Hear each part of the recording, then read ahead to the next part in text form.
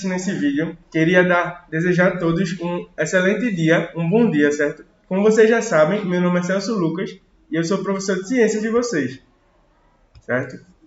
A gente já viu um pouco sobre a metodologia científica e sobre sua importância, certo? Para que serve a metodologia científica? Como a metodologia científica é feita e quais são os objetivos? A gente viu que ela é extremamente racional, extremamente objetiva e ela procura fatos e evidências baseados em estatísticas e em números que possam comprovar a validade de alguma palavra, alguma verdade, certo?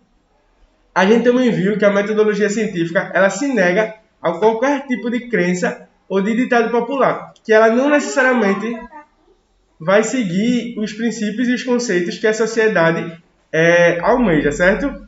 Depois, a gente estudou um pouco sobre a física e a sua história e sua importância. Quando foi que surgiu a física, áreas da física, e tudo isso a gente viu na aula passada, certo? A gente viu que existe a óptica, que vai estudar os fenômenos ópticos, certo? Os fenômenos relacionados à lente, à visão e etc. A gente viu a termometria, que vai estudar fenômenos de calor, de temperatura, de aquecimento, de dilatação, certo? A gente viu que existe a ondulatória, que vai estudar os fenômenos de onda, desde as ondas dos mares até as ondas sonoras, por exemplo. Tem a cinemática, que vai estudar os movimentos, certo? Tem a física quântica, que vai estudar as menores partículas que o ser humano conhece, certo? E hoje a gente vai começar a estudar um pouco sobre a química. O tema da aula de hoje é Introdução ao Estudo da Química, certo? Então, a química vai ser a ciência que vai estudar os materiais, suas composições e suas propriedades, certo? Mas principalmente, frisem bem essa palavra aqui, principalmente suas transformações sofridas na matéria, certo? Por exemplo, quando a gente acende um fósforo numa caixa de fósforo, certo?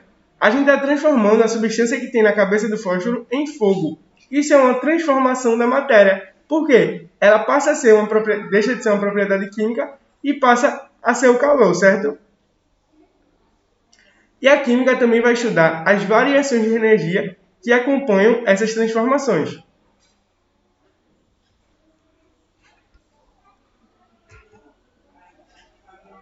Atualmente, a imagem que nossos meios de comunicação nos passam é de que a química é sinônimo de substâncias tóxicas perigosas que causam poluição. Sempre quando a gente escuta falar no jornal, nossa mãe, nosso pai, fala sobre isso aqui tem química, esse produto aqui, por exemplo, de cabelo tem química. Geralmente as pessoas estão se referindo que aquele produto ali, que elas estão lhe mostrando, tem algo danoso e perigoso para a nossa saúde, certo? O que não necessariamente não tem nenhuma relação, não é porque é algo químico que necessariamente faz mal. Os remédios, por exemplo, são químicos, mas alguns podem fazer mal para algumas pessoas e outros podem fazer bem, certo? Por isso, a imagem da química na sociedade ela é extremamente desgastada, porque as pessoas sempre vão relacionar a palavra química a algo maléfico, algo tóxico ou perigoso. Como aqui, Teodoro Padaria, produtos naturais sem química. E aqui, Tiozão Pururuca, por exemplo. Não contém substâncias químicas, ingredientes, apenas óleo e sal. Então, o sal, por exemplo, é uma substância química, né? A gente vê muito isso em propaganda. Não contém substâncias químicas, não contém químicos. Isso é uma mentira. Nenhum produto é isento de química, porque a química é todo componente presente na matéria. Então, tudo tem química. Nós, enquanto seres humanos, temos componentes químicos, madeira, vidro, remédios. A água, ela tem as partículas, né? Que é a fórmula H2O, é uma substância química, certo? Então, falar que algo não tem química é uma mentira, certo? Então, não acreditem em produtos que dizem a vocês que não possuem química, porque, na realidade, eles possuem. Porque é impossível algo ser isento da química. Se fosse algo sem química, seria algo que não existiria, certo?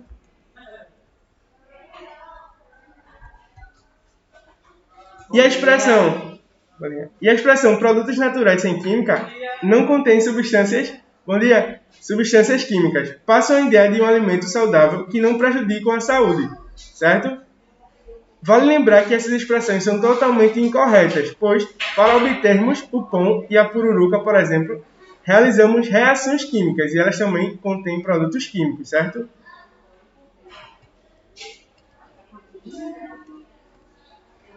Vale lembrar que são expressões totalmente incorretas, certo? É importante ressaltar isso para que vocês tenham consciência que são expressões erradas. E a química, desde o seu nascimento, contribui enormemente para o bem-estar e o progresso da humanidade, pois ela vai estar presente em tudo o que nos rodeia, como o ar, os alimentos, os remédios, as embalagens, as construções e etc. Ela não contamina, nem envenena, nem corrompe os produtos. Aqueles que dela fazem mau uso e que são os responsáveis por esse efeito, certo? E a química tem, como outras ciências, uma linguagem própria e universal, que vai representar seus eventos que ao longo do curso você poderá interpretar e aplicar. A gente vai estudando aos poucos alguns conceitos, algumas premissas que existem dentro da área só da química, certo? Que vocês vão poder usar, aprender e se apropriar desse conhecimento, que é de extrema importância. Então, agora a gente vai estudar um pouco sobre a história da química, certo? Quem vive na época retrata na ilustração consumia frutos com casca e semente, até aprender que as retirasse os alimentos ficariam mais saborosos, certo? Antigamente, nos primórdios da humanidade, se acredita que as pessoas consumiam alimentos com casca e tudo, certo? Mas aí, alguém em algum momento da história decidiu tirar essas sementes para ver o sabor que ficaria e descobriu que ficava mais gostoso e mais fácil de se alimentar. E para as pessoas se abrigarem do frio, elas cobriam-se com folhas secas ou matavam algum animal e elas retiravam a pele e depois secava e então utilizava como a gente usa hoje os lençóis ou edredons, né? Também acreditava-se que se você sentisse alguma dor no estômago, a pessoa poderia massagear, comer um vegetal ou pedir uma força divina que ajudasse a aliviar essa dor, certo?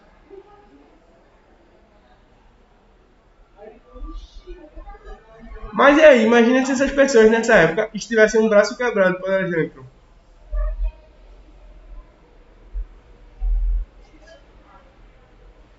Não se existia remédio, certo? Em algumas situações aqui na antiguidade, nos primórdios da humanidade, como vocês estão vendo aqui, não se existia remédio nem solução para determinados problemas, como braço quebrado, falta de alimento, etc., né? Ataque de animal. E o principal domínio da química vem a partir do domínio do fogo. E ainda diz que há 5.000 anos, algumas tribos conseguiram este sucesso que ainda hoje é uma das tecnologias mais importantes, que é o fogo, certo?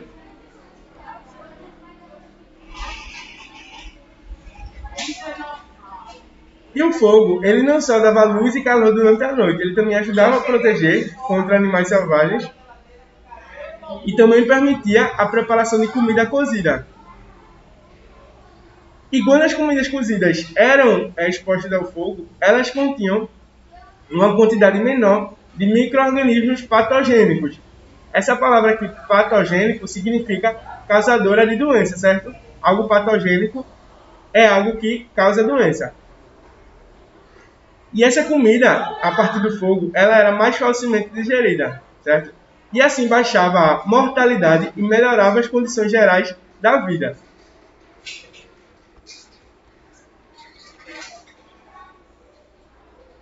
E desde esse momento existe uma relação muito intrínseca, muito unida entre a cozinha e a química, certo? Porque a partir da cozinha a gente vai ter vários princípios e várias utilizações dos conceitos de química, certo?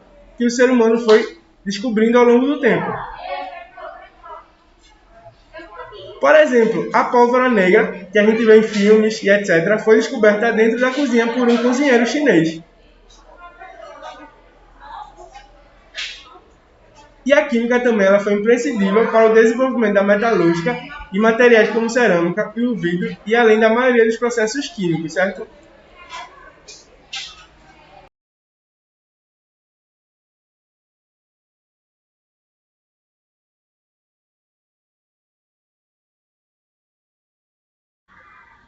Então, dando continuidade à aula, a gente agora vai um pouco sobre as raízes históricas, ou seja, os grandes nomes que desenvolveram a química, certo?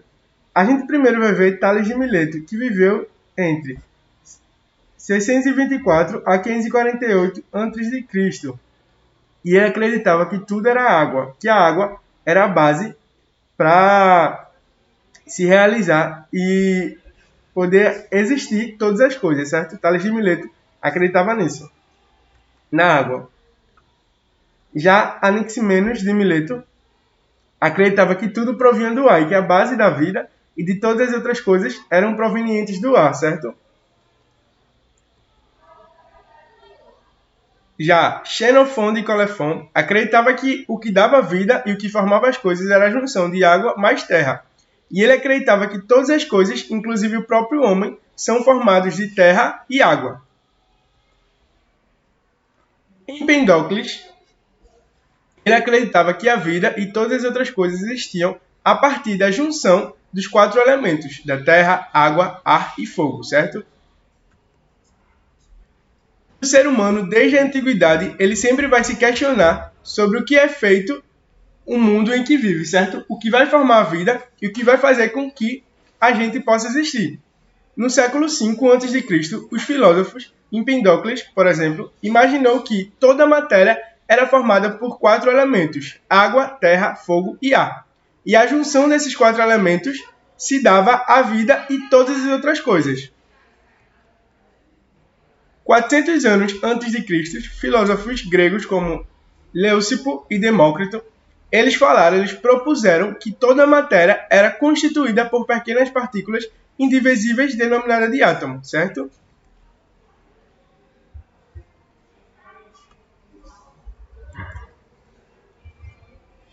E Demócrito, ele vai dar a ideia do átomo. Átomo, do grego, significa a não parte. O A, antes da palavra, é um radical de negação. E tomo significa parte. Então, átomo, a não parte, certo? Demócrito, ele começou a pensar da seguinte forma: se eu quebrar uma pedra, eu vou quebrar, e vai chegar um momento que ela vai ser inquebrável, ou seja, ela vai ser indestrutível. E essa partícula que vai ser indestrutível, que eu não vou conseguir mais quebrar, ele deu o nome de átomo. E ele atribuiu aos átomos a qualidade de serem eternos, imutáveis e indivisíveis. A gente vai ver durante o ano que sim, eles são eternos, mas eles podem mudar e sim, eles podem ser divisíveis. Só que em uma certa condição muito específica, certo? Só, por exemplo, para vocês terem noção, a divisão do átomo gera uma bomba atômica, por exemplo. A bomba atômica lá, que caiu em Hiroshima e Nagasaki, foi a divisão de vários átomos de hidrogênio, por exemplo. No entanto, a ideia de Demócrito sobre a matéria não foram aceitas pelos filósofos do seu tempo e foram esquecidas, certo? 350 anos antes de Cristo, Aristóteles aprimorou a ideia dos 4 elementos, associando a cada um deles suas qualidades opostas. Ou seja, ele vai dar a cada elemento, podia se transformar no outro pela adição ou remoção das qualidades que possuíam. O ar era o contrário da terra, o fogo o contrário da água. Então, se eu adicionar água no fogo, o fogo para de existir. Assim como se eu adicionar ar na terra, a terra para de existir. E foram necessários 2.200 anos para que as ideias dos atomistas, ou seja, as pessoas que acreditavam nos átomos, apesar da lógica que apresentavam, fossem apreciadas outra vez por Galileu. Em meados do século XVII, aqui está uma estátua de Leucipo e Demócrito. Entre o século III e o século XVI, o século III a.C. e o século XVI depois de Cristo, a química estava denominada com esse nome aqui de alquimia, certo? Frisem bem esse nome aqui, alquimia. Existem muitos filmes, como O Alquimista, por exemplo, ou filmes antigos falam muito em alquimia. A pessoa responsável pela alquimia, em filmes antigos, é um termo muito conhecido. E o objetivo dos alquimistas era a investigação mais conhecida da alquimia, era a procura da pedra filosofal. Sim, a pedra filosofal, que é um objeto muito conhecido, principalmente a partir dos filmes de Harry Potter, que dá o nome do primeiro filme, Harry Potter e a Pedra Filosofal. E essa pedra filosofal era um método capaz de transformar os metais em ouro e produzir o elixir da longa vida, certo? Seria uma pedra que poderia transformar qualquer coisa, na verdade, em ouro e produzir o elixir da longa vida. Tanto é que a pessoa em Harry Potter, que tem a pedra filosofal, que produziu a pedra filosofal, ela não morre, certo? A partir de um líquido que ela faz a partir da pedra filosofal. E só que no último filme a pessoa aceita que tem que morrer e quebra e destrói a pedra filosofal, certo? Nicolau Fleming também foi um grande nome da química. Após a morte de seus pais, Fleming foi trabalhar em Paris como escrivão, ou seja, ele só iria escrever. E em 1364 ele casou com Perenelle, certo? Que era viúva. Eles dois juntos conseguiram algum dinheiro e passou a dedicar ao estudo da alquimia. Ambos os dois, tanto Nicolau Flamel quanto Perenelle, eram católicos devotos, certo? E o que isso implica? Implica que a igreja naquela época ela restringia muito os estudos de várias coisas, certo? E eles não poderiam estudar determinadas coisas como o corpo humano, por exemplo, mas eles poderiam estudar a química e seus princípios. E com o passar do tempo, eles se tornaram conhecidos pela riqueza e pela filantropia que realizavam, assim como múltiplas interpretações que davam à alquimia da época. Na investigação alquímica, desenvolveu-se novos produtos e métodos para a separação de elementos químicos. A química, como é concebida atualmente, começou a desenvolver-se de fato entre o século XVI e XVII. No século XVIII, ela desenvolveu métodos de medição cuidadosos que permitiam um melhor conhecimento sobre fenômenos como o da combustão da matéria. Ou seja, a partir do momento em que a química começou a conseguir medir coisas que antes eram imensuráveis, que não se conseguia medir, ela teve uma grande explosão no seu desenvolvimento.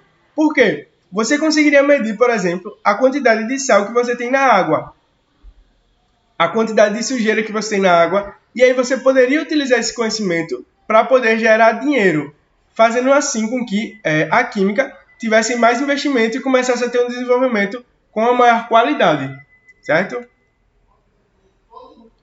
O surgimento da química em cada período e de acordo com cada sociedade vai ter um fundamento. No Egito Antigo, existia a extração de ferro, fabricação de vidro, e os egípcios conheciam a fermentação, que permitiam produzir cerveja.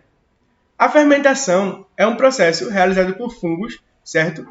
Que existe, por exemplo, na produção de cerveja, como a gente está citando, e também na produção de iogurte no geral, como Danone, etc. Os egípcios também fabricavam corantes utilizados, sobretudo, para maquiagem, certo? Cleópatra é um grande exemplo, porque ela gostava muito de se maquiar.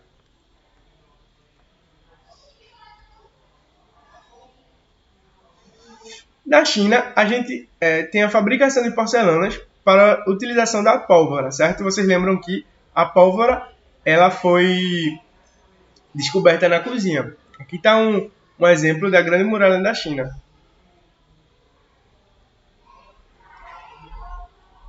E a alquimia, na sociedade moderna, que está mais ligada à nossa sociedade, ela nasce em Alexandria por volta do século IX, antes de Cristo.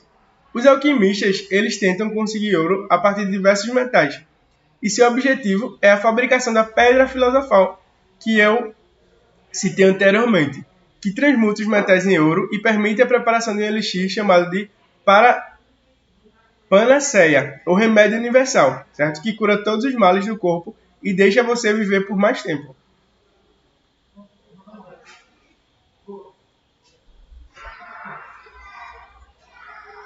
Na Idade Média, a civilização árabe ela vai ter alquimistas muito brilhantes, que procuram ouro e trabalham sobre outros materiais, como, por exemplo, o ácido nítrico, e aperfeiçoam a destilação. O ácido nítrico ele é usado hoje em grande escala em carros e aperfeiçoam a destilação. A destilação também é usada hoje em grande escala.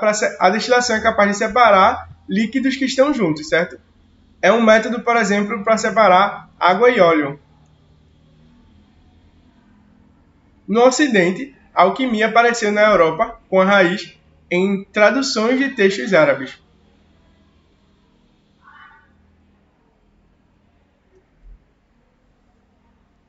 No século XVI, existia um grande nome chamado Paracelsus.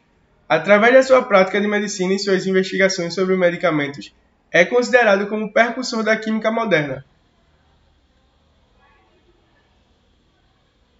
No século XVII, Newton, que é alquimista, além de físico, acha que existem forças entre as partículas comparáveis às forças da gravitação. Já no século XVIII, existiu a descoberta do oxigênio por Scheele e Preston, certo? E a tentativa de síntese da água por Cavendish, mas até hoje não se conseguiu produzir a água, certo? A partir de meios químicos. No século XIX, em 1828, Euler fez um grande avanço para a ciência, que foi a síntese da ureia, demonstrando a unidade química mineral e da química orgânica, anteriormente considerada nos campos independentes. Por que isso existia? Antigamente se acreditava que as substâncias que o corpo produzia, o ser humano nunca seria capaz de produzir da mesma forma, certo? Então, a química orgânica era a química de coisas naturais e a química mineral era a química de coisas sintéticas. Até que Euler produziu a ureia, que quem não sabe a ureia é a urina que a gente expele, certo? É uma das substâncias presentes na urina que a gente expele. E a química orgânica deixou de ser só essa área da química relacionada a coisas vivas e passou a ser a área da química que estuda substâncias ricas em carbono. E em 1869, Mendeleev publica a sua classificação periódica dos elementos, que é vigente até hoje. Claro que não da mesma forma, com algumas alterações, certo? Em 1913, Bohr publica o seu modelo da estrutura do átomo e em 1926, Schrödinger publica o seu modelo da estrutura do átomo, o modelo de Schrödinger. Ele é utilizado até hoje, certo? E outro grande avanço, em 1953, a descoberta da estrutura do DNA por Watson e Crick.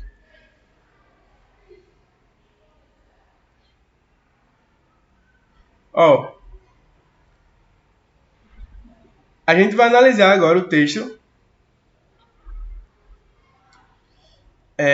relacionando algo que eu falei no início da aula, que é relacionando algo sem química ou totalmente natural, certo? Este creme repelente é totalmente natural, feito à base de citronela, uma planta originária da Indonésia que tem um óleo do qual os insetos nem chegam perto. Além de repelente, o creme também é hidratante e filtro solar.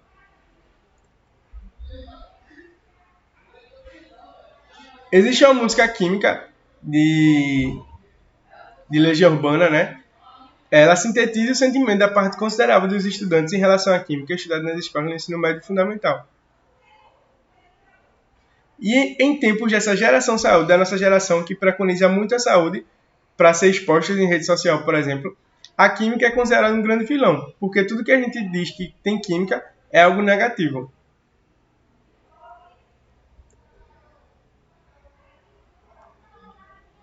E é muito trabalhado hoje produtos com rótulos do tipo não contém produtos químicos. E é muito comum a gente ver hoje de nossos pais, nossos avós, de não coma isso, é pura química. Só que tudo é química, né? Tudo ao nosso redor tem componentes químicos.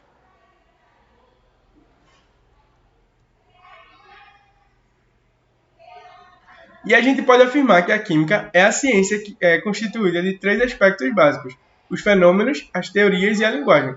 Os fenômenos são os fatos relacionados aos materiais e suas transformações, podendo ser naturais ou artificiais, certo? E falar sobre, por exemplo, produtos vendidos em um supermercado ou sobre o consumo de gasolina de um automóvel é tratar também de fenômenos químicos.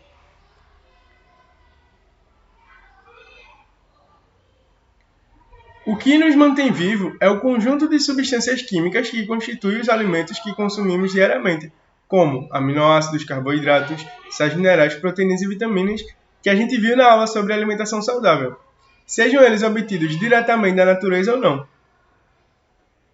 Diversas substâncias são produzidas continuamente em nossas células, que são sofisticados laboratórios de síntese. E ao a gente discutir as questões preliminares, podemos constatar que, no dia a dia, utilizamos um número considerável de diferentes materiais. O repelente do mosquito do anúncio tem o mesmo princípio ativo a um produto natural. Um óleo extraído de citronela, por exemplo, tem de técnicas...